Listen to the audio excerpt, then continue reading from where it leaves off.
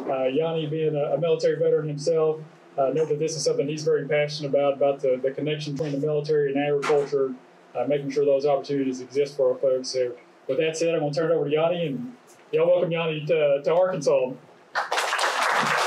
right. Thank you for that introduction. So my name is Yani Bunch. I'm the Member Services Manager of the Farmer Veteran Coalition. A little bit about me. I was in the Army a very long time ago. And I say that very, very tongue-in-cheek because every time I speak at a veteran group and I say, I was in the Army a long time ago, there's someone in the room that says, hey, son, I was in Vietnam before you were born. You were not in the Army a long time ago. But it feels that way to me. So currently, I work at Farmer Veteran Coalition. We are a nationwide nonprofit that works with military veterans going into agriculture. We're located just down the road from here, a place called Davis, California. Not super far, I'm joking. So yeah, we're right outside Sacramento, but we try to facilitate all of our programs and services nationwide. There are some examples of how we're able to do that in certain local regions. So a number of things we do. I'm going to try to give a rundown of what we do and touch on the Managing the Homegrown by Heroes label last. One of the major programs and services we offer is called the Farmer Veteran Coalition Fellowship Fund. This is something that I would strongly encourage any farming vets to apply for.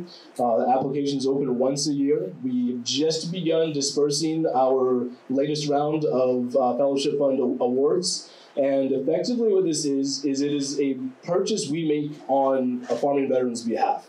So if someone needs a particular piece of equipment, we're able to provide that. The maximum amount is $5,000, and it can go towards almost anything agricultural related, but the preference is strongly that it's based on something that's what we'd call a durable good, something that's going to be there year after year. So if someone says, hey, I want $2,000 worth of chicken feed, well, I mean, that's great. We could buy that, but then when their chickens run through that, there's not anything left. If it's something like a chicken tractor or a side-by-side so I can tow my chicken tractor around that can help me move my chickens around pasture, something like, say, a squeeze chute. I was just in Alabama before here, and I met up with a veteran who was awarded a squeeze chute for his farm. He's running about 30 head of cattle, and when he wants to work them and give them their shots or worm them, ear tags, all that fun stuff, he's got to get them loaded up in a trailer and drive them somewhere else, or try to be a real cowboy and lasso the calves and wrestle them down and whatnot. The Farmer Veteran Coalition awarded him a squeeze chute, preferred squeeze chute, so he can get his cattle in there and secure them and work them that way. So those are the type of purchases that are frequently made with the Fellowship Fund. With our latest rounds of disbursement going on, we've hit over $2 million dispersed to veterans all over the U.S. So I strongly encourage people to apply for that.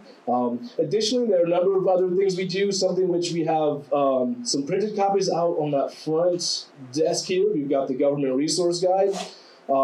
This is an information. It's also available digitally. If you need, I can either send you a digital copy if you'd like.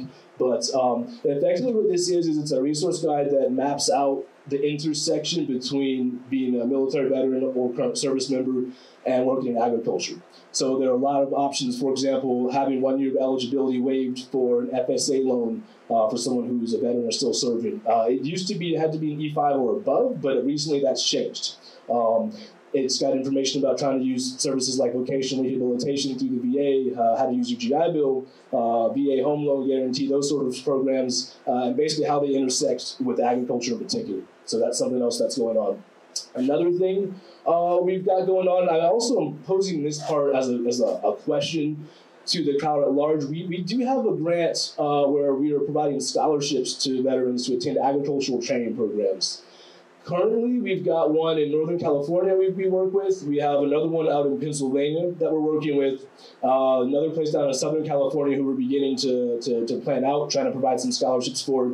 If anyone's got any information about, say, a local ag training program that we might be able to partner with you guys on, please come meet up with me after the event, or when I'll just be floating around for a while, because we're looking to establish partnerships all over the country.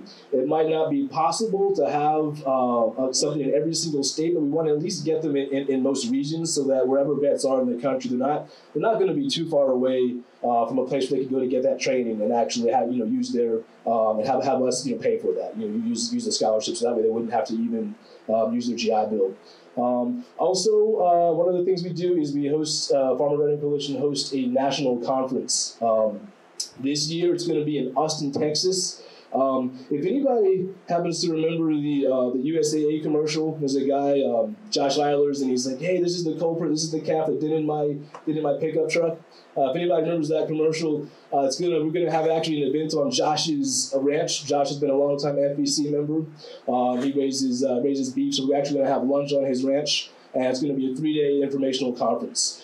At that conference, there's way too many topics for me to be able to name individually. There's everything, presenters on almost every type of agriculture you can imagine, government partners, multiple of the different USDA subsidiaries will be there, your Farm Credit, Farm Bureau, networking sessions. And most importantly, we provide scholarships for veterans to attend. They've got what we call TLC, so they can be travel, lodging, or conference itself, because we want to make this to be something that's affordable and attainable. So most vets get some level of sponsorship to go to that. It obviously depends on a few factors, but those scholarships are going to be opening up within the next 2 to 3 weeks. So I'd say keep an eye on that on our website. That way, if anyone's interested in attending, you want to get some, either plane tickets or hotel, whatnot, you can apply for that. So that'll be happening real soon. Something else I wanted to kind of open up just for input is that we also have a number of state chapters for Farmer Veteran Coalition. The function and purpose of a state chapter is to try to provide a lot of the more on-the-ground veteran-to-veteran connections that are difficult for us to facilitate from all the way out in California to be very far away. It's harder and more challenging to do that. But when we have a state chapter, what that state chapter is able to do is facilitate things in a more direct interpersonal level, and with folks that have a more relevant knowledge to the local ecosystem. Understandably, we have a really large, diverse country, and there's so many different types of agriculture, different markets, different climates, regions, et cetera, all these different considerations. So all those things are very relevant. So I'd like to, if anyone wants to, speak to me about that. To be clear, it's a time-consuming, challenging process to start a chapter. There's a lot of moving pieces, but I'm happy to try to at least get that ball rolling and get things facilitated with that process. We do have some recent changes that were made to our organizational bylaws to begin to start state chapters. So we've got some new plans on the ground, and the thought is to try to roll out some new chapters soon. I think Arkansas would definitely be a really great place to do that. One of the things that I noticed when I, first started speaking with Amy here at the Department of Ag, I looked at our database, and I can tell you that Arkansas has one of the higher concentrations. When adjusted for population, Arkansas has got one of the highest percentages of our membership nationwide. It's in the top 5. There's a lot of farming here, a lot of ag, also a lot of veterans. So I think this would be very much a prime place to start with. So I'm happy to speak to everybody about that. Also, one of the final things that we do at Farmer Veteran Coalition, of course, is we manage the Homegrown by Heroes label. The Homegrown by Heroes label was started by the Kentucky Department of Agriculture to operate within the state of Kentucky.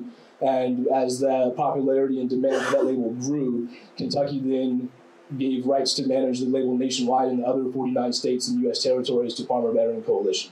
So we're really excited to be able to roll out a lot of these new state merge labels. There's approximately, I believe, about 20 of them, and I say about because it changes week to week. But we're very happy to see this and be a part of that. I'm happy to be here. And with that, thanks a lot, everybody.